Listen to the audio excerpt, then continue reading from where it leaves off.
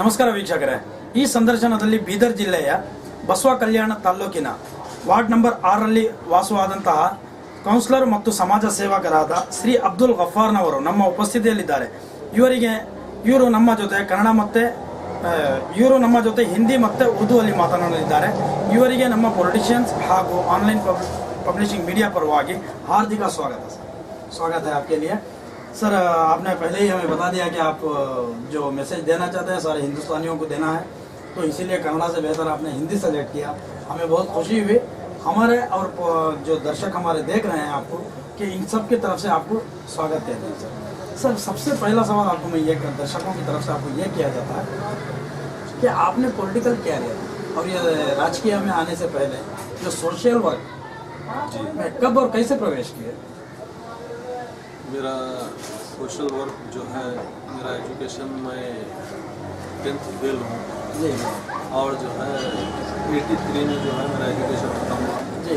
5 साल तक मैं अपने जो भी कारोबार है उसमें मसरूफ़ था जी। 1987 में जो है ऐसे ही लोगों की खिदमत के लिए जो है कुछ लोगों के काम करता रहा। यानी आपको शुरुआत 1987 और 88 से शुरुआत की है, जस्ट ए सोशल वर्कर के तहत पब्लिक के लोगों की खिदमत। जी जी जी। किसी का भी काम होंगे उनके काम को जो है काम तकमील तक पहुंचाना। कोई मामला जो है सड़क हादसा है या जो है किसी की तकलीफ है उनको सरकारी हॉस्पिटल ले जाना, वहाँ पर जो है डॉक्टर्स को बताना, डॉक्टर से बात करना। वो कौन क्यों नहीं रहता, जनरल पब्लिक के लिए काम करते थे। तो उसके बाद जो है मोहल्लों के बीच में भी जो है लोगों के अड़ोस पड़ोस के और मोहल्ले वालों के शादी वगैरह में फंक्शनों में काम करना, लोगों के जो है गरीब बच्चियों के शादी उनके पास खुद जाके काम करना। अच्छा अच्छा। ना खुद अपने हाथ से जो खर्च होता है 100, 200, 500 वो भी करना और खुद काम करना, और जो उनको जिस चीज़ की ज़रूरत है, जैसे उनके पास कोई जो है पानी वगैरह की तकलीफ है उसका इंतज़ाम कराना, या और कोई दूसरी चीज़ है उसका इंतज़ाम कराना। उनका पूरा 1-2 दिन का जो उनके फंक्शन के 1-2 दिन होते हैं, उनकी जो तकलीफ होती है उनकी तकलीफ में पूरा वक्त अपना देना, सामने ठहर के पूरा काम कराना। फिर दूसरे जो और भी लोगों के राशन कार्ड के मसाइल हैं, आईडी कार्ड, या राशन कार्ड के मसाइल, और जो है वोटर लिस्ट में नाम दिलाने के, जिस ज़माने में हम काम करते थे उस ज़माने में आईडी कार्ड वगैरह अभी नहीं आया, बिल्कुल नहीं था, तो वोटर लिस्टों में नाम डालना था, वोटर लिस्ट होते थे। जी बिल्कुल। तो उस वक्त लोगों के वोटर लिस्ट में किसके नाम नहीं, वो लोगों के नाम ले जाकर जो है तहसील ऑफिस में जो है जो ऑफिसर्स होता है इलेक्शन उससे मिल के वो लोगों के नाम दलाना, और जो भी लोगों की तकलीफ होती थी वो तकलीफ में जो है जाकर जो है पूरा काम अंजाम देना। ऐसे ही जो है अपना काम करते हुए ये काम करते थे हम, यानी लोगों की खिदमत करते आ रहे थे वो जहाँ से। तो उसी ज़माने में जो है एक तहरीक हमारे यहाँ पर आई, तहरीक मुस्लिम शब्बान, जो लोगों के लिए जो है खिदमत करती थी।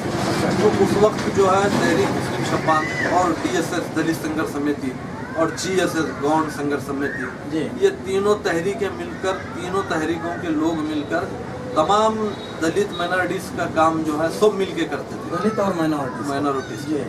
तो जिसके अंदर खुद DSS के लोग भी होते थे, GSS गौंड संघर्ष समिति के लोग होते थे। ये सारे लोग जो है मिलकर सब लोगों के काम करते थे। ज़्यादा से ज़्यादा जो है माइनॉरिटीज़ और दलितों के काम में हम बहुत आगे रहते थे। और उसी के अंदर जो है उस ज़माने में BSP हमारे यहाँ पर आई, तो BSP के अंदर हम जो है केडर के अंदर बहुत काम किया, क्योंकि वो सेक्युलर पार्टी मानी जाती थी, सेकुलर पार्टी मानी जाती थी, और जो है खासकर दलित और माइनॉरिटीज़ के लिए ज़्यादा दलितों और माइनॉरिटीज़ के लिए बहुत ज़्यादा काम करती है मायावती की सरकार। काशीराम साहब के जो है ज़माने में हम काम किए। काशीराम साहब का जो है 2 बार हम बसो कल्याण में प्रोग्राम कराए। जी जी जी। इस बसो कल्याण में काशीराम साहब 2 मरतबा हेलीकॉप्टर से जो है यहाँ पर आए, डायरेक्ट आए, और अच्छे से अच्छे जो है उनके इंतज़ाम हम कराए, हम खुद जो है आगे होकर। और उसके बाद जो है ऐसे ही हमारा सोशल वर्क चलता रहा। उसके बाद जो है 97 में हमारे यहाँ पर जो है म्यूनसिपल इलेक्शन डिक्लेयर हुआ। अच्छा अच्छा। तो उस वक्त जो है कुछ लोग जो है ये ख्वाहिश जाहिर करेंगे भाई तुम काम तो कर रहे जी, तो लिहाजा जो है अगर काउंसलर बन के काम करे तो आपके काम करने में और ज़्यादा दिलचस्पी। सीधी सी बात है, क्योंकि वार्ड में एक एरिया में आपको एक पहचान बनेगी। सबसे पहले एक हुकूमत आपके हाथ में है। जी जी। तो सारा जो खिदमत कर दी, कैसे भी तो खिदमत कर ही रहे थे, उसके अंदर एक कहीं ताकत मिल जाएगी, एक गवर्नमेंट, एक हुकूमत आपके हाथ में आ जाएगी। तो उस सिलसिले में सीधी सी बात है, राय तो सही थी लोगों तो लोगों की राय के ऊपर जो है हम हमारा एरिया से हटकर दूसरे एरिया में, हमारा एरिया ब्लॉक था जी जी तो दूसरे एरिया में हम इलेक्शन के वास्ते में ठहर गए। तो उस वक्त जो है हम इंडिपेंडेंट थे, हमारे सामने जो है जनता दल के दूसरे कैंडिडेट थे। जी जी तो उस वक्त जनता दल की सरकार यहाँ पर थी। तो उस वक्त हम वो सामने वाले कैंडिडेट से 14 वोट से हारे। हम इंडिपेंडेंट थे और वो जो है पार्टी से थे जी बिल्कुल। और एरिया भी दूसरा था, हमारा एरिया नहीं था। दूसरे एरिया में इलेक्शन फाइट करने के बाद जो है हमको एक तजुर्बा हुआ सियासत का जी 97 में। जी उसके बाद जो है 97 से लेकर 2007 तक कोई इलेक्शन हम नहीं लड़े, क्योंकि जो है हमारे अतराफ के 2-3 एरिया ब्लॉक थे, लेडीज रिजर्वेशन वगैरह ऐसा थे। जी तो उसके बाद हम जो है पहला इलेक्शन जो लड़े वो 2007 में 2007 में कांग्रेस पार्टी से जो है हमारे वार्ड नंबर 6 में कांग्रेस पार्टी से पहला इलेक्शन लड़े। और उस वक्त हमारे एरिया के लोग अपनी पूरी जिद्दत के साथ ठहरा करे थे और पूरे बसों कल्याण के अंदर फर्स्ट लीड से जीता। अच्छा अच्छा पूरे सिटी के अंदर सबसे ज्यादा Highest लीड थी, लीड। हाईएस्ट जी। लीड से। तो बहुत अच्छा जो है हमारे को पब्लिक का जो है रिस्पांस रहा। सारे लोग पूरे वार्ड के लोग जी। पूरे वार्ड के लोग मिलकर जो है हमको पूरी दिलचस्पी के साथ अब यहाँ बात एक बीच में ये आती है कि 2007 में आपने पहली बार जो इलेक्शन में जीता, तो आप 1987 से 1988 से लोगों की खिदमत करते आ रहे जी, हैं। क्या इसके बीच आपने कभी पॉलिटिकल में जाना बोल के भी दिमाग में सोचा नहीं, या ये नहीं आया? नहीं, पॉलिटिक्स का जो है हमको कोई दिलचस्पी नहीं थी। बस काशीराम साहब जो है अच्छी बात करते थे और लोगों के अंदर जो है जागृति लाते अवेयरनेस थे। यानी हाँ, डेवलपमेंट जागृति लाने का काम करते थे। तो हमको उनका वो पसंद आने से जो है हम काशीराम साहब के साथ जुड़े थे। वरना आप पॉलिटिशियन हम नहीं थे। अलबत्ता हमारे फैमिली के अंदर पॉलिटिशियन हमारे जो है नाना, हमारे चाचा वगैरह थे, वो लोग जो है। अच्छा अच्छा अच्छा। मगर हमको उससे कोई ज्यादा दिलचस्पी नहीं थी, क्योंकि हमको हमारा कारोबार करना था। हाँ हाँ हाँ हाँ। हमको जिम्मेदारी थी हमारा कारोबार बस करने की। जरूरत ये थी कि आप लोगों की खिदमत करना, आपकी करना। ख्वाहिश तो थी। जितना अपना कारोबार का वक्त है उतना कारोबार का वक्त निकाल कर बाकी वक्त में लोगों की खिदमत करना। हाँ। जहाँ जिसी की तकलीफ है वहाँ पहुँचना। जी ऐसा जरूरी नहीं है कि वार्ड के जी, लोग, बिल्कुल। पूरा सिटी के अंदर और सिटी के बाहर हाईवे के ऊपर भी कोई तकलीफ है, जी नेशनल हाईवे के ऊपर आए दिन कुछ एक्सीडेंट वगैरह होते करते थे, वैसे टाइम में भी जाकर वो भले हमारे गांव के लोग नहीं रहते, कहीं के बाहर के भी लोग रहे, तो जाकर वो लोगों की हेल्प करके उनको हॉस्पिटल तक पहुंचाना, जो भी उनकी हमारे से जो हेल्प हो सकती है वो करते थे। तो ऐसे जो है तकरीबन 15-17 साल तक चलता रहा है। जी। और जब सियासत के अंदर जो पूरी तरीके से दाखिल हुए तो वो 2007 में 2007 यानी 20 साल तक आप लोगों की खिदमत की है। 16-17 साल नहीं, 20 साल बल्कि 20 साल आप लोगों की बस खिदमत की है, कोई पॉलिटिकल कैरियर में आए नहीं। अपना खुद का कारोबार इसमें भी तो करना ये था। जाहिर होता है कि सीधी सी बात है, हर कोई पॉलिटिकल कैरियर ये सोच के ज्वाइन करता है कि थोड़ा सा सोशल वर्क कर दिया, 1 महीना 2 महीना 1 साल तक, 6 महीने के 3 महीने के लिए किया, जी। अचानक से पॉलिटिशियन में ज्वाइन हो गया। ये अक्सर सेवा बन चुका है, यानी लोग इसको एक बिजनेस बना चुके हैं। लेकिन आपकी यहाँ पे सच्चाई सामने आती है, 20 साल तक आपने खिदमत किया, करने के बावजूद कोई पार्टी से ताल्लुक नहीं किया। क्योंकि हमारे बैकग्राउंड में जो हमने खबर मिली है, आपको पॉलिटिशियन में आना बिल्कुल पसंद भी नहीं किया करते थे। जी नहीं, हम जो है 1999 का एक इलेक्शन हुआ था यहाँ पर, 99 में एमएलए इलेक्शन। MLA तो उस वक्त जो है हम कोई पार्टी से जुड़े हुए नहीं थे, मगर उस वक्त उस जमाने के जो है 99 और 2004 वगैरह में हम कोई सामने पूरी ताकत के साथ आकर काम नहीं किया। बस इलेक्शन के वक्त 4-8 दिन जो है कोई भी पार्टी का काम कर लिया, ऐसा फिक्स ये पार्टी बोल के नहीं। मगर उसके बाद जो है हम कांग्रेस पार्टी का काम करते रहे।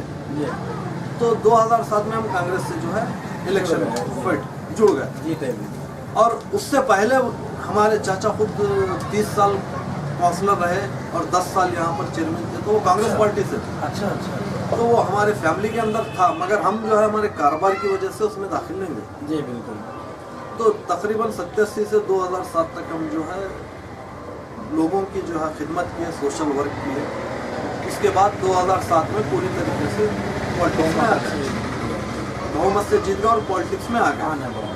आना पड़ा। आने के बाद और ज़्यादा जो है लोगों के काम करने का मौका मिला, जैसे जो है लोगों के आईडी कार्ड बनाना या और दूसरे मसाइल। तो जो है हम काउंसलर बनने के बाद ऑफिसों में जाना, लोग ऑफिसर से पहचान, फिर लोगों के काम ऑफिस तक जाकर मिलकर बोलकर कराना, ये और ज़्यादा सहूलत हो गई जी बिल्कुल, इलेक्शन जीतने के जी बाद। बिल्कुल बिल्कुल। तो उस वक्त से जो है 2007 से आज तक लोगों के कामों के अंदर जिसमें भी जिस किसी के भी काम की तकलीफ है तो साथ जाकर उसका काम तकलीफ को पहुंचा। बेशक आपने पूरे तौर से पूरे एक दिल से अपना काम सरंजाम किया। तो चलिए मैं यहाँ पे एक सवाल करना चाहता हूँ। 2007 से आपने 2013 तक के इलेक्शन में भी आप ही काउंसलर बने रहे, वही वार्ड से या दूसरे वार्ड? वही वार्ड वही वार्ड से जीते रहे। अच्छी बात है। 2013 के इलेक्शन जब आ गया तो दोबारा अच्छे बहुमत से आपको आपके एरिया वालों ने जिताया है। एक बहुत बड़ी खुशी की बात है, क्योंकि हम लोग जहाँ से जानते थे एक नई पार्टी बीच में उभर के आपको तकलीफ भी हुई। 2013 में एक ये IMIM पार्टी के नाम से यहाँ पे एक मुनक़द हुई, और जिसके वजह से बहुत सारे ये मुस्लिम नौजवानों ने उसको एक अपना हमदर्द और हमदस्त समझ के अंदर इन्वॉल्वमेंट लेकर काम शुरू किया, जिसकी वजह से आपको भी शायद दिक्कतें हासिल हुई। उसके बावजूद आपने एक अच्छी बहुमत से जीता है, तो लोगों में कहीं ना कहीं आपकी एक मोहब्बत, एक इंसानियत और शराफत बाकी है, और आपके काम करने का तरीका बहुत पसंद आया। तो वहाँ से लेके आज तक यानी कि आपको टोटल 7 साल का अर्सा गुजर चुका है। एक आपकी सरकार कंटिन्यूसली आप ही जीते हुए थे। जब दोबारा इलेक्शन आया तब भी आप ही काउंसलर थे। जब काउंसलर के होते हुए भी आपने इलेक्शन जीता तो वहाँ से कंटिन्यू आप ही काउंसलर बने। सीधी सी बात है, दूसरे को मौका तो मिला ही नहीं। अब तक तो 7 साल के पूरे हो चुके हैं, अब बचे हुए 3-4 साल अभी भी बाकी हैं। तो इसके बीच आपने लोगों के लिए हो या डेवलपमेंट के लिए, आपके एरिया के डेवलपमेंट के लिए हो, क्या क्या काम सरंजाम दिया, थोड़ा विस्तार से बता सकें? बिल्कुल। पहला जब हम 2007 में इलेक्शन जीते, हमारी अभी बॉडी फॉर्म नहीं हुई थी। उस ज़माने में जो है हमारे पशुकल्या के अंदर जहाँ से पानी आता है, एक डैम है यहाँ पर, उसका बोर डैम। जी। तो वो डैम जो है पूरा सूख गया था। पानी की गांव के अंदर बेनतहा तकलीफ थी, बहुत तकलीफ थी। तो उस वक्त जो है मैं खुद अपने ज़ाती खर्चे से फ्री सर्विस का गाड़ी के ऊपर बोर्ड लगाकर एक बड़ा टैंकर 10,000 लीटर का एक लारी पर रखकर पूरे गांव के अंदर हर एरिया में पानी ले जाता, हर एरिया में मेरे अपने वार्ड में आपके अपने पूरे बसों कल्याण के अंदर। और इसके अंदर किसी किस्म की कोई जो है भेदभाव नहीं। ये सिर्फ आप किए थे या पूरे काउंसलर्स वगैरह मिल के किए? नहीं, मैं अकेला मेरे अपने ज़ाती खर्चे से। और इसके अंदर मेरी सबसे ज़्यादा मदद की यहाँ पर हमारे गुजरात के अंदर एक ब्रदर साहब हैं जी, जो उनके खेत के अंदर से जो है अपना खुद का करंट जलाकर बौली से फ्री पानी दिए। और एक बड़े शाह साहब है यसरब अली साहब जी, वो भी अपने खेत से जो है अपने फसल सुखाकर पानी दिए फ्री, कोई पैसा नहीं लिया उसका। उनकी फसल को पानी नहीं दिए बल्कि मेरे टैंकर को पानी देते थे और मैं लाकर लोगों को फ्री सप्लाई करता था। वो लोग अपनी फसल को पानी नहीं दिए, लेकिन लोगों की प्यास बुझाना था तो वो अपनी बोली से पानी दिए और अपना खुद का करंट जलाकर फसल को पानी नहीं देते थे, टैंकर को पानी देते थे। तो वो पानी मैं लाकर गांव में पब्लिक में फ्री सप्लाई करता था, जिसके ऊपर लिखा गया था कि फ्री सर्विस फ्री। तो वो किसी एरिया एक एरिया के लिए महदूद नहीं था, बल्कि हर जहाँ पर पानी की तकलीफ है वहाँ पर भेजते थे। इसका देखा देखी भी कोई पॉलिटिशियन और सामने आके नहीं, यहाँ पर तो जो है MLA थे, MP थे और काउंसिलर थे, मगर कोई आदमी को ये काम करने की जो है रूट नहीं जमी, सोच नहीं। वो करना चाहे भी तो जो है वो कैसा करना उनको जो है रास्ता कहाँ से पानी लाना है क्या करना है। और ये लोग जो है मेरे को तकरीबन अपने 1.5-2 महीने तक अपनी फसल को रोक कर, वहाँ पर टमाटर था बिरादर साहब के खेत, वो टमाटर को पानी नहीं दिए बल्कि जो है गांव के रास्ते में मेरे टैंकर। देखिए यहाँ पे कुर्बानी रंग ला रही है और आपने अच्छी सोच लेके निकले थे, तो आपके रहबर भी साथ में जुड़ने वाले भी ईमानदारी से उन्होंने भी आपके लिए मदद की है, पूरी मदद की। और जो है एक और भी खेत उसके अंदर से जाने के लिए रास्ता जो है वो अपने तुअर को जो है अपनी फसल को जो है उतना गाड़ी जाने का रास्ता रोन कर उतना रास्ता फ्री दिया था, कोई मुआवजा नहीं दिया था वहाँ के एक खेत वाला, जहाँ पर हम बिरादर साहब के खेत में जाते थे। और बड़े शाह साहब के खेत में तो जाने के लिए पूरा रास्ता था, वो बौड़ी तक जाने के बाद खुद सामने ठहर कर भर कर देते थे अपनी फसल को देने का पानी गाँव में सप्लाई करने के लिए। बहुत बड़ी बात है सोचने में, क्योंकि सिर्फ पैसे का ही नहीं बल्कि एक फसल को भी तबाह करता है एक किसान, तो उसको क्या तकलीफ होती है, क्योंकि एक फसल होती है माँ की बच्चे की तरह, किसान उसकी माँ होती है, फसल उसके बच्चे होते हैं, क्योंकि उसके ऊपर उसने ज्यादती करते हुए अपने लोगों के लिए चाहा तो ये एक अल्लाह ताला की सचमुच एक रहमत होते हैं उन लोगों और पर। यकीनन अल्लाह ताला जो है इसका अजर वो लोगों को देगा, बेशक देता है, बेशक देता है। क्योंकि वो अपनी फसल को सुखा कर पानी। वही तो मैं बता रहा था, अपने बच्चों के ऊपर से ट्रैक्टर को गुजारना या उनके फसल को बच्चे की तहत है वो बच्चों को पानी ना देते हुए दूसरों के प्यास बुझाना, हकीकतन बहुत बड़ी बात होगी, इंसानियत के लिए बहुत बड़ी कुर्बानी, बहुत बड़ी कुर्बानी, इंसानियत के लिए बहुत बड़ी कुर्बानी। अच्छा, इसके अलावा जो आपने जो मदद की थी पानी की, इसके मुकाबले तो शायद कोई भी कुछ भी कर दे उसका तो हक अदा नहीं हो सकता, एरिया के वालों के लिए हो या पूरे बसवा कल्याण के लिए हो। लेकिन वक्ती कमी की वजह से मैं अपनी बातचीत को आगे ले जाना चाहता हूँ। इसके अलावा आपके एरिया के डेवलपमेंट 2007 से मेरा जो सवाल था वो थोड़ा सा पेंडिंग हो गया है। 2007 से लेके अभी 2015 इसमें चल रहा है, बीच में यहाँ से 7 साल का अरसा जो हुआ, इसके अंदर बीच में एक हादसा पेश आया जो जिस आपको याद आ गया तो अचानक आपने वाकया बयान कर दिया, ये जो किस्सा बयान कर दिया। ये पॉलिटिकल कैरियर के जरिए आपके एरिया की फैलाव और बहबूदी के लिए यानी डेवलपमेंट के लिए आपने क्या क्या काम सर अंजाम दिया? सबसे पहला हमारा एरिया जो है बिछड़ा हुआ एरिया है जी। जहाँ पर जो है ऑटो भी ठीक तरीके से नहीं चलता था, एंट्री नहीं होता। अच्छा अच्छा अच्छा। हमारे वार्ड के अंदर ऑटो एंट्री नहीं होता था जी। और कोई बड़ी इंडिका गाड़ी या टाटा सुमो भी एंट्री नहीं होती थी। अगर कोई बीमार है तो उसको घर से लेकर मेन रोड तक लोग उठाकर लाते थे, उसके बाद जो है गाड़ी में बिठा के हॉस्पिटल लेकर जाते थे। तो ऐसा इतना तकलीफ वाला एरिया था। तो उसके बाद जैसे ही हमारी बॉडी फॉर्म हुई, पहला हमारा एसएससी ग्रांट आया फंड, तो सबसे पहले एंट्री रोड के लिए जो है मैंने काम किया। तो एंट्री रोड में जो है हमारे वहाँ पर एक ड्रेन थी, जो ड्रेन बड़ी थी और रास्ता छोटा था, तो ऑटो एंट्री नहीं करता था, बस साइकिल मोटरसाइकिल वगैरह चलती थी। और हमारे यहाँ पर छोटे 3 पहिए वाले साइकिल रिक्शे थे, वो आते थे अंदर। 2007 में 3 पहिए वाले साइकिल रिक्शे वो आते थे, ऑटो रिक्शा साइकिल बाइसिकल।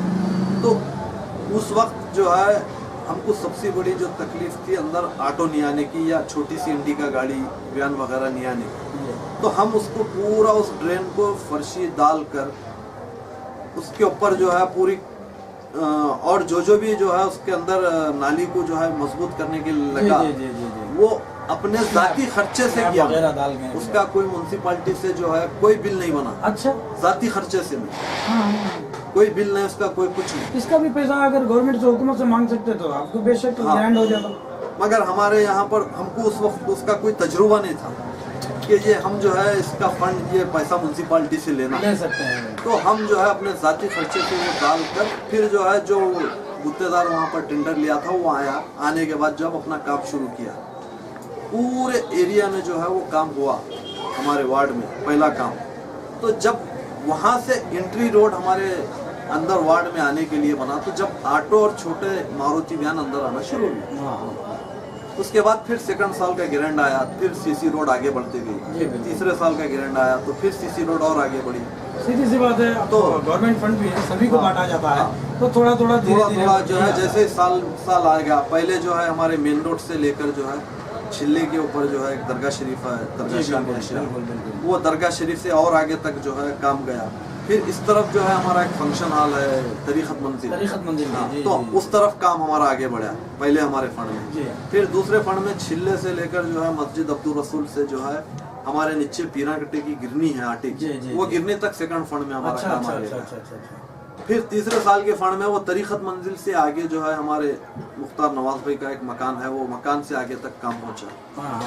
फिर अब चौथे साल जो है वो पीरा कट्टे की गिरनी से लेकर जो है नीचे दस्तगीर कुरैशी के मकान तक, उसके आगे जो है मखदूम किराना दुकान से एक तेली मैदान का बड़ा रोड है। लेकिन यहाँ पे एक सवाल पैदा होता है, जो तरह से आप जो वार्ड के बारे में बता रहे हैं, आपका वार्ड तो उससे पहले ही खत्म हो चुका होता है, यानी कि बाजू के 1-2 वार्डों का गली हमको जो है वो टच में है और वो लोग जो है जाते हैं दूसरे वार्ड में उनकी वोटिंग, मगर मोहब्बत और खुलूस हमारे साथ ज्यादा है। तो उन लोगों के पास भी हम काम करें। हमारा वार्ड छोड़कर दूसरा वार्ड नंबर 4 पड़ता है और 5 पड़ता है, वहाँ पर भी हम काम करें। और वार्ड नंबर 5 एक ऐसा वार्ड है जहाँ पर इंडिपेंडेंट से लेकर 1947 से लेकर 2009 तक का जो है पानी की पाइपलाइनिंग नहीं गई थी, जबकि वो हमारा वार्ड नहीं था, वार्ड नंबर 5। तो वो लोगों के पास पानी की पाइपलाइनिंग और उनके घरों तक पानी हम जो है वार्ड नंबर 5 के लोग थे वो, मगर हमारे साथ खुलूस मोहब्बत थी वो लोगों में। तो वो हमको बिल्कुल लग कर पड़ता है हमारे वार्ड को। तो वो लोगों के अंदर घर इतनी अंदर है कि उनके घरों के अंदर साइकिल मोटर भी नहीं जाती, इतना छोटा रास्ता है। अच्छा अच्छा अच्छा। और वहाँ पर 14 घर है, तो वो 14 घरों के अंदर 9 नल जी। वो लोगों को दिलाए, पाइप लाइनिंग करा के पहले नल दिलाए। हाँ, मैं वो देख के भी आया थोड़ी देर पहले, आपसे मुलाकात से पहले मैं गया हुआ था वहाँ पे मुझे इंफॉर्मेशन भी मिली, साइकिल भी वहाँ से पास नहीं होती थी, आज एक ऑटो रिक्शा बड़े आसानी से पास हो रहा था। जी, तो वो जो है लोगों को पहले कनेक्शन दिलाया म्युनिसिपालिटी का, जो है बगैर परमिशन का जी। फिर उसके बाद म्युनिसिपालिटी वालों को बुलाकर ये पूरे लोगों को परमिशन लीगल करो, क्योंकि वो लोगों को इतनी तकलीफ थी। वो लोग अपने घर से पानी भरना है तो तकरीबन जो है 1000 कदम 2000 कदम दूर लिटी सागर पानी लेकर जाते थे। 1947 से 2009 तक वहाँ पानी नहीं पहुँचा, तो उस मुकाम पर हम पाइपलाइनिंग कराकर पानी पहुँचाकर पहले कनेक्शन दिलाए, फिर उसके बाद जो है म्युनिसिपालिटी के स्टाफ को वहाँ लाकर वो लोगों के पूरे कनेक्शन को लीगल बनाए। उनकी ज़रूरत के हिसाब से पहले हमको जो है सख्त ज़रूरत थी कि उनको पानी दे और उनको नल दे, तो हम जो है एक वहाँ पर इलीगल काम किए, इलीगल काम लोगों की बहबूदी के वास्ते। सीधी सी बात है, अब जब लोग आपके एरिया के आसपास में भी हैं तो अब ये ज़रूरी नहीं कि सिर्फ मेरे एरिया में वोटिंग डाले तो उन्हीं का करना है। अब आपने कह दिया कि सारे बसवा कल्याण को मैं डेवलपमेंट करना चाहता हूँ, जो हमारी बातचीत में हुई थी पहले। जी। उसके ज़रिए तो आप जो भी किए हैं, भले वो लीगल हो या इलीगल, अब यहाँ पर ये भी ख्याल के सोचेंगे, जिस जगह लीगल तरीके से आपने जो रोड डलवाना था वहाँ ड्रेनेजेस आपने अपने हाथों से पैसे डाल के करवाया, तो अब यहाँ पे कोई इलीगल या लीगल नहीं था। वो लोगों की जरूरत को देखकर जो है हम, वही तो मैं कह रहा था, अब यहाँ अपना फंड डाल दिया, जो फंड गवर्नमेंट से बचा हुआ। आज का दौर ऐसा है कि हर पॉलिटिकल में, ऑलमोस्ट हर पॉलिटिकल तो हम लोग नहीं कह सकते, चंद पॉलिटिकल कैरियर में रहने वाले हैं सिर्फ पैसे बनाने के गर्ज से इन सब चीज़ों के ऊपर छोटा छोटा काम करा के बाकी का पैसे निकल जाते हैं। ये सारी लोगों में भी जाहिर है और ये म्यूनसिपल भी जानती है, हम लोग भी जानते हैं, आप भी जानते हैं। ऐसे माहौल में आप अपने जेब से पैसा लगा के कुछ लोगों की खिदमत कर रहे थे, जितना फंड आया था, बाकी का अपना एरिया डेवलपमेंट हो रहा है तो क्या फर्क पड़ता है, बोलिए। अपना पैसा लगा के भी किया। मैं खुद उस एरिया में जो है, मेरे खुद के भी घर को जाने को तकलीफ थी। वो रास्ता सीधा मेरे घर तक भी आता है। जी बिल्कुल। जो बहुत अंदर है मेरा घर, जी मेन रोड से। तो वो सारी चीज़ों को जो है सामने रखते हुए वो काम किया, उसके मद्देनजर आपने सारे काम किया और अच्छी बात है, बहुत अच्छा काम ने आपने जो विस्तार से बताया कामकाज के बारे में, बहुत खुशी हुई। यहाँ पे एक सवाल पैदा होता है, क्या है 1988 से लेकर 2007 तक जो आप लोगों ने जो बड़े लोगों की खिदमत की थी, उसके बाद अचानक से प्रवेश किया पॉलिटिकल कैरियर में। काउंसलर बनने के बाद भी आप विस्तार से जो हमें बता चुके हैं इतना काम वगैरह किए हैं।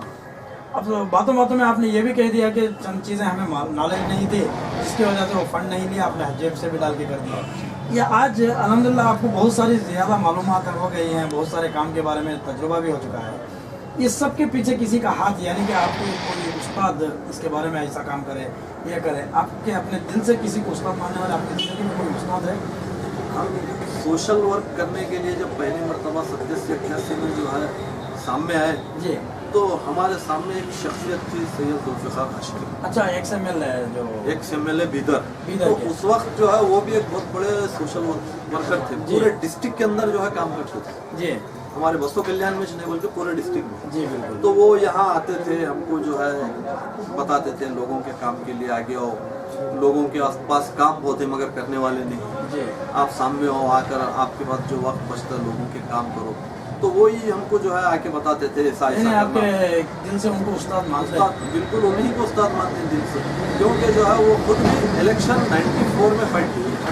तो जो है हमको जो बताते थे तो वो जो है लोगों के काम तुम तकमील को पहुँचो, लोगों के पास जो है काम करने के वास्ते जो है तरीक़ा नहीं है, तरीक़े से नहीं जाते, उनके काम पेंडिंग रहते हैं, ऑफिसों के चक्कर लगाते हैं, ऑफिसर उनके काम नहीं करते। तो आप अगर सामने आए तो ये उनका काम है, ये काम ले जाके बताए, फिर वो छोटे मोटी रोज़ी को जाने वाले हो, अपने रोज़गार को चले गए तो तुम फिर के उनका काम करा सकते हैं, एक बहुत बड़ी हेल्प होती है उनकी, बोल के ऐसे हमको समझाते थे। तो हम जो है वो उनके साथ फिर कर जो है लोगों जुड़ कर जो है तजुर्बा हासिल करें, लोगों के काम कैसा कराना, कौन से ऑफिस में काम कैसा होता है, कौन से ऑफिस में कैसा कहाँ होता क्या है। बात करनी है, क्या तो होता वो है। बात करने का सिस्टम भी वही बताए और जो है काम करने का सिस्टम भी वही बताए। और आज भी जब हम किसी किस्म की कोई तकलीफ होती है या कोई हमारा काम तकमील को नहीं पहुंचता है तो उनसे ही मशवरा करते हैं जी जी जी। और उनसे मशवरा करके जो है अपने काम को कैसा तकमील को इनके पहुंचाना। अलावा आपके कोई दिल में आपको यानी कि इनके अलावा और कोई ऐसा शख्स होगा जो आपके करीब में हो या दूर हो, आपको इसके बारे में कुछ भी एक सलाह मशवरा के लिए या आपके पास वो बुला भेजता हो या आता हो या आप कुछ उनके पास जाते हैं, ऐसा कोई शख्स है? अब हमारे यहाँ पर फिलहाल इस वक्त हाजिर में हमारी जो भी तकलीफ होती है, हमारा जो है डिप्यूटेड कैंडिडेट है मीर नारायण साहब, उनसे जो है मशवरा करते हैं। उससे पहले जो है हम मारुति रो मोड़े से भी मशवरा करते थे और हमारे मीर जहांगीर अली साहब भी जो है हमारे वास्ते बिल्कुल बहुत ख़ास है। जो है कुछ तकलीफ है तो हम उनसे भी जाकर मशवरा करते हैं। वो जो है सियासत के अंदर है मीर जहांगीर अली साहब, तो उनसे भी हम मशवरा करते हैं। जो भी काम अगर कहीं रुक रहा है या कोई तकलीफ है, ये काम ऐसा नहीं हो रहा, कैसा करना, बोलकर जाकर उनको भी पूछते हैं। वो बहुत अच्छी बात है, क्योंकि आपने जो एक बड़े अच्छे अंदाज में, सारे दर्शक भी देख रहे हैं आपकी बात को और मेरे सारे सवाल का जवाब इस तरह से दे रहे हैं कि सुनने वाले के भी दिल में और ज़्यादा वक्त लगा कि इसके बारे में पूरी जानकारी हासिल करूँ, लेकिन वक्त की कमी रहने की वजह से, वक्त की नज़ाकत को समझते हुए मैं अपनी तरफ से या अपने दर्शकों की तरफ से एक आखिरी सवाल करके अपनी बात को खत्म करना चाहता हूँ। देखिए, एक आखिरी सवाल ऐसा है कि आपकी अपनी सोच के हिसाब से इसमें बताएं कि आए दिन हमारे देश में जो बैरूनी ममालिकों में हुआ करता था, औरतों के ऊपर ज़्यादती, जुल्म, अत्याचार, दौर्जन्य, ये जो कहा जाता है, जी जी इनके ऊपर अचानक से ये ज़्यादती वगैरह अब हमारे देश में ये बीमारी फैल चुकी है। जी एक तरह की बीमारी ही है, हाँ। क्योंकि इससे पहले तो आप भी जानते हैं, मैं भी जानता हूँ, कहीं भी कहाँ की एक जगह कहीं ज़्यादती सुन लिया करते थे, या शौहर ने बीवी के ऊपर ज़्यादती कर दी, बस ये मामला सुनने में आते थे। आज तो आम आदमी रास्ते पे फिरते हुआ भी किसी एक लड़की के ऊपर छेड़छाड़ कर दिया, कहीं उसके ऊपर ज़्यादती कर दिया, जुल्म कर दिया, नाइंसाफ़ी कर दिया, ये चीज़ें सामने आ रही है। ये अक्सर तो बाहर के दूसरे ममालिकों में, अमेरिका, रशिया जैसे शहरों में हुआ करता था।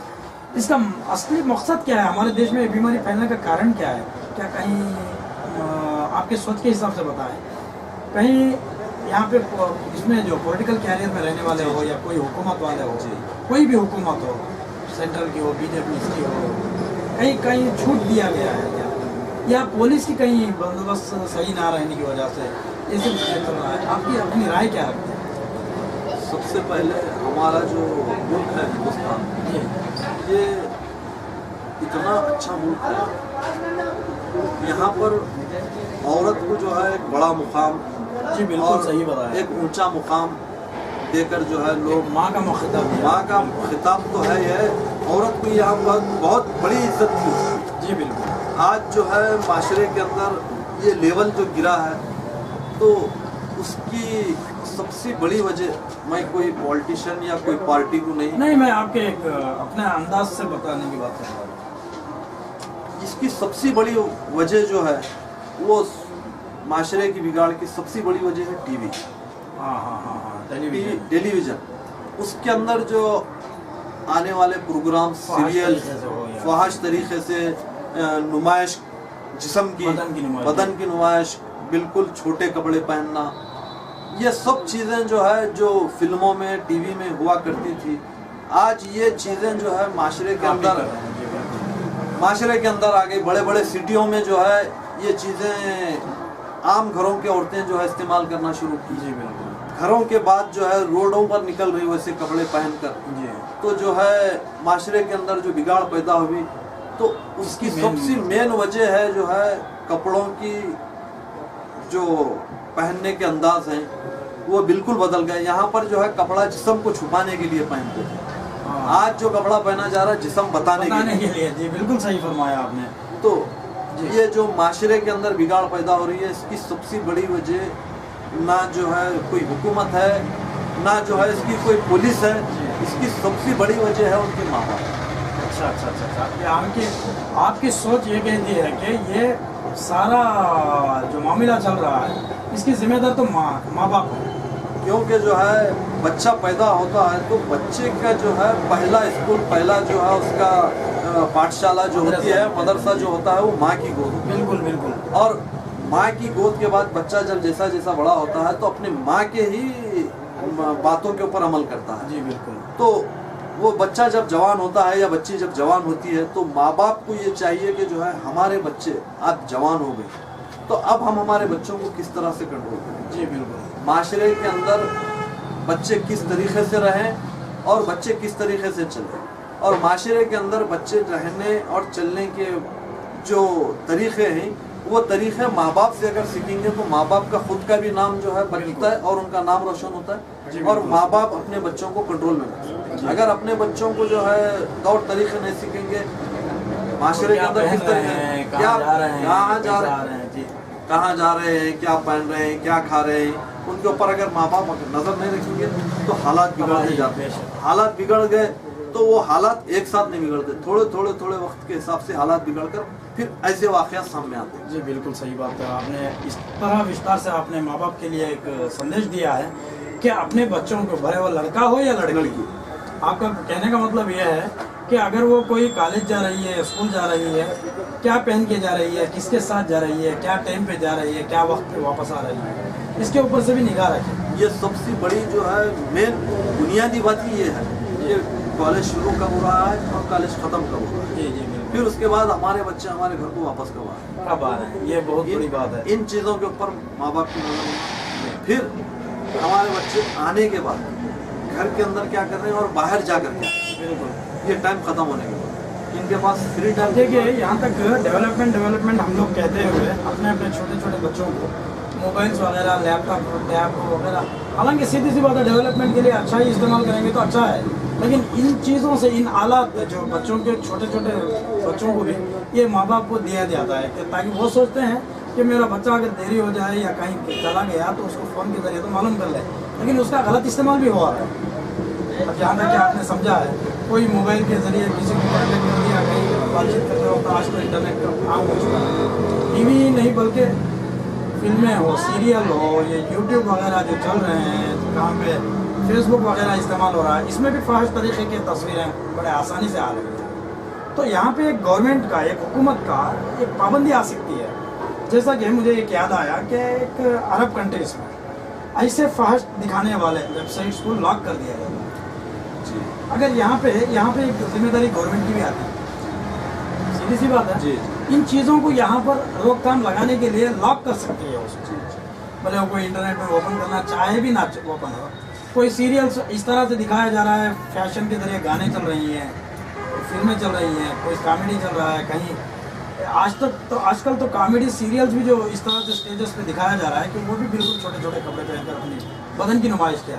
इस जगहों पर इन चीज़ों पर रोकथाम करना चाहिए हुकूमत की तरफ से। हुकूमत जो है सबसे पहले इंटरनेट जितने लोग इस्तेमाल करते हैं, गलत इस्तेमाल, इसका गलत जो इस्तेमाल हो रहा है, तो उसको ऐसे पाबंदी वेबसाइट के ऊपर पाबंदी लगाए जो ऐसे गलत चीज़ें में अपनी वेबसाइट पर डालते बिल्कुल हैं। सही बात। और दूसरा, माँ बाप भी अपने बच्चों को, अपना बच्चा कौन सा वेबसाइट ओपन कर रहा है, क्या देख रहा है, इसके ऊपर भी नजर। जब उसको नॉलेज ही नहीं माँ बाप को कि कंप्यूटर क्या है, मोबाइल क्या है, बच्चों को दिला देते हैं। अक्सर ये हो रहा है कि माशरा अभी क्या चल रहा है कि न्यू जनरेशन में कहा जाता है, न्यू जनरेशन को जितनी नॉलेज इलेक्ट्रॉनिक की, मोबाइलों की टेक्नोलॉजीज़ की बात आ जाती है, माँ बाप खुद परेशान है, अपने आप को शाम से बताते हैं कि मेरा बेटा ऐसा सीख गया, लेकिन उसको जानकारी करने के लिए अभी मालूम भी नहीं होता उसको कि क्या है। ये बात तो बिल्कुल आप दुरुस्त बोलेंगे। जो है 2099, 2001, 2002 तक का जो है जो मामला था, खत्ते किसी किस्म का जो है ऐसा हादसा कम नहीं थे, हादसात नहीं थे। और ये जो है टेक्नोलॉजी जितनी ज़्यादा हो गई, हादसात उतने बढ़ गए। सही बात है। हमारे देश के अंदर भी भले वो कोई भी हुकूमत हो, ऐसे वेबसाइट या ऐसे जो है प्रोग्राम्स जो फाहिश होते हैं या सीरियल होते हैं, उनके ऊपर पाबंदी लगाए वो कर सकती है अगर हुकूमत चाहे तो, भले वो कोई भी हुकूमत हो। सीधी सी बात है, भले बीजेपी हो, जेडीएस हो, कोई हुकूमत हो, ये काम कर सकती है अगर वो चाहे तो। मेरी भी हुकूमत से यही दरख्वास्त है कि जो है ऐसे जो प्रोग्राम्स चलाते हैं या ऐसे जो सीरियल्स चलाते हैं या ऐसे कोई वेबसाइट चलाते हैं, तो उन लोगों के ऊपर हुकूमत की पाबंदी होगी। बिल्कुल सही बताया आपने। वक्त की कमी रहने की वजह से हमारी बातचीत को यहीं पर ख़त्म करते हुए, हमारे क्योंकि दूसरों के पास भी हमें जाना है, आप भी जानते हैं कि हम दूर दूर से आते हुए दूसरों के पास भी जाना है। आपके और ज़्यादा इन्फॉर्मेशन अगर कुछ देना चाहते हैं हमारे वेबसाइट के जरिए दे सकते हैं। पॉलिटिशियंस इंडिया को ईमेल के जरिए भी आप अपने इरादे, अपने ख्वाहिशात, अपने काम के बारे में हो या कोई भी राय देनी हो तो मेल के जरिए आप पहुँचा सकते हैं। हमारी दर्शकों की तरफ से और हमारे पॉलिटिशियंस इंडिया ऑनलाइन पब्लिशिंग की तरफ से आपको अभिनंदन कहते हुए अपनी बात को ख़त्म करते हैं। शुक्रिया, बहुत बहुत शुक्रिया, सब पब्लिक का भी बहुत बहुत शुक्रिया। ಥ್ಯಾಂಕ್ ಯು ವೀಕ್ಷಕರೇ, ತಾವು ಕೇಳಿದಿರಿ ಬೀದರ್ ಜಿಲ್ಲೆಯ ಬಸವ ಕಲ್ಯಾಣ ತಾಲ್ಲೂಕಿನ ವಾರ್ಡ್ ನಂಬರ್ 6ರಲ್ಲಿ ವಾಸವಾದಂತಹ ಕೌನ್ಸಿಲರ್ ಶ್ರೀ ಮೊಹಮ್ಮದ್ ಅಬ್ದುಲ್ ಗಫಾರ್ನವರ ಮಾತುಗಳನ್ನು ತಾವು ಕೇಳಿದ್ರಿ. ಇನ್ನಷ್ಟು ಇವರ ಬಗ್ಗೆ ಮಾಹಿತಿಗಳನ್ನು ತಾವು ಪಡೆಯಲು ಲಾಗ್ ಆನ್ ಮಾಡಿ www.politiciansinIndia.com. ಜೈ ಹಿಂದ್, ಜೈ ಕರ್ನಾಟಕ.